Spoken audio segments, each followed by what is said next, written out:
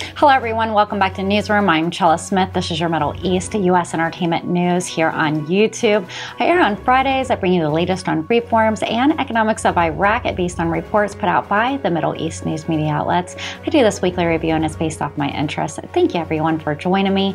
Last week we spoke about sovereignty funds, bullion and gold coins, Reserve Plus, oil and gas laws, and the stock exchanges.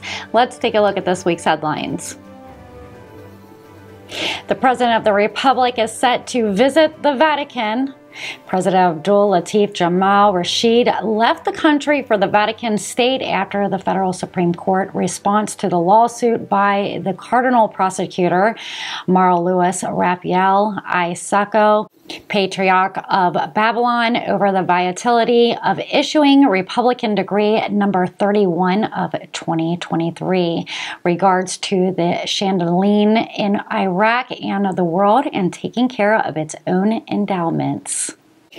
And speaking about the courts, Iraq's Supreme Court has reported issues, ruled to remove the Speaker and rival from Parliament. Iraq's Federal Supreme Court has ruled that Parliament Speaker Mohammed al-Halbousi and lawmaker Leith al-Dulimi should be removed from Parliament following high-profile feud. The decision came aimed at lawsuit filed by Sunni's lawmaker Dulimi, who claims that Halbousi forged Dulimi's signature on resignation letter. The court's decision cannot be appealed, and the parliament will need to elect a new speaker. The legislation will be managed by the first deputy speaker, Mohsen al-Mandalawi. The political shakeup comes ahead of Iraq's scheduled providential elections on December 18th. Although we're seeing an uprise in the courts, the government source has disclosed the outcome of decisions with Turkish sides regarding trade exchange regulation. Iraqi Prime Minister Mohammed Shia al-Sudani has directed decisions with the Turkish officials to regulate trade exchange between the two countries. The decision focuses on matching Turkish custom authorities' transfer documents with goods supplies to Iraq, linking Turkish exports to bank transfer documents through Turkish border ports, facilitating external transfer procedures between Iraqi and Turkish banks, and facilitating the use of credit cards in the Turkish banking market. The aim is to prevent measures on parallel markets and demand for cash dollars to finance trade. The decision aims to organize and stabilize trades between the two friendly countries using approved legal and banking methods. Lots of agreements are taking place right now in Iraq. Baghdad and Ankara has signed a new agreement to trade in euros. The Central Bank of Iraq has agreed with Turkish banks to open accounts for Iraqi banks to enhance external transfers in the euro currency.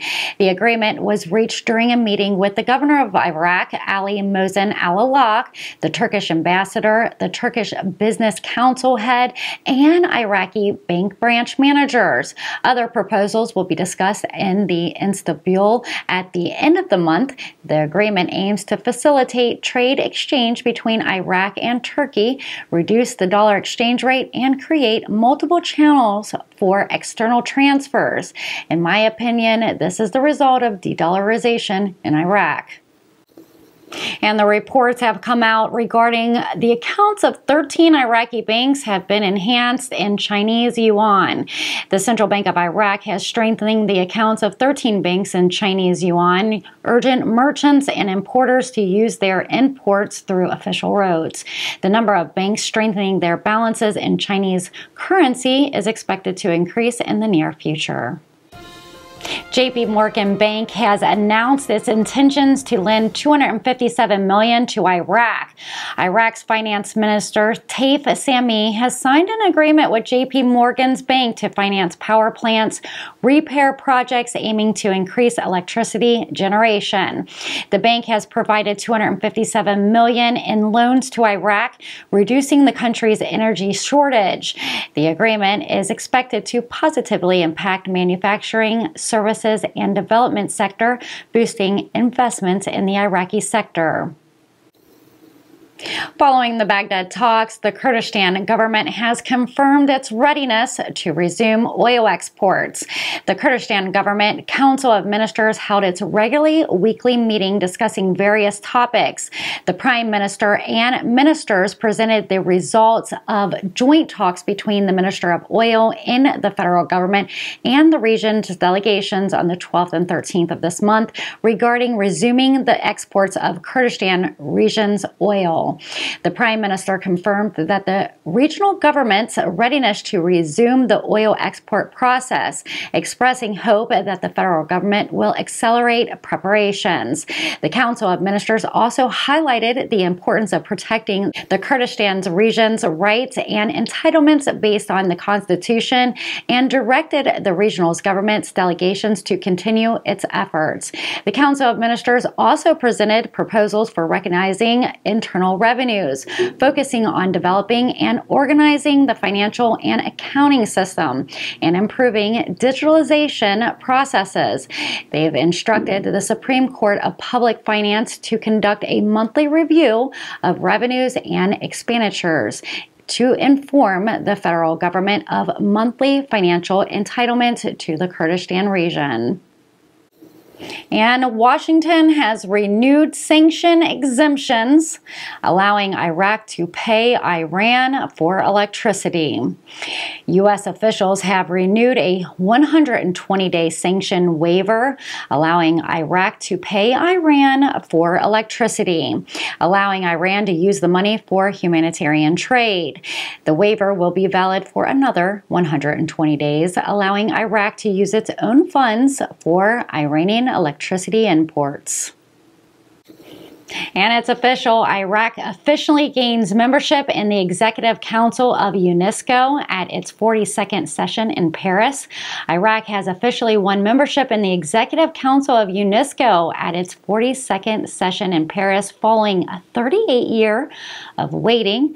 The announcement was made by the Ministry of Education. Sudanese advisors believe that the Iraqi US Agreement signifies the commencement of exchange rate stability. Iraq's Central Bank of Iraq and the US federal banks have agreed to strengthening the balance of Iraqi banks in dollars and increase their numbers. This is a step towards stabilizing the dollar exchange rate in the country. The Iraqi monetary authorities hold the highest foreign currency reserves in Iraq's financial history. External financing for the rural private sector is carried out through the compliance platform, which requires conditions that lasted for a year from last October to this November. The agreement indicates high flexibility in financing the private sector and signifies the beginning of price stability in the exchange markets. However, the U.S. Federal Reserve has decided to increase Iraq's shares of dollars. The U.S. Federal Reserve has increased Iraq's shares of the U.S. dollar following the discussions between Iraq and the U.S. And the Ministry of Finance oversees technical aspects while the Tax System Reform Committee discussed a draft value-added tax laws aiming to limit evasions and promote tax justice.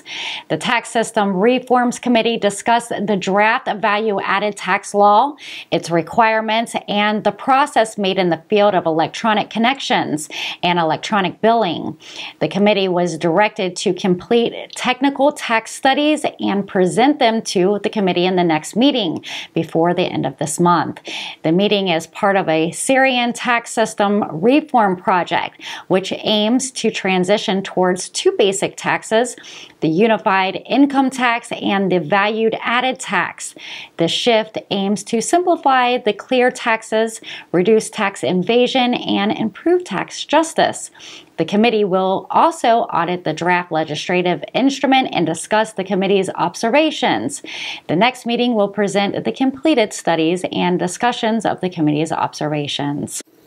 And you've been watching Newsroom Weekly Review. I'm Chella Smith with your Middle East to U.S. entertainment news on reforms and economics of Iraq.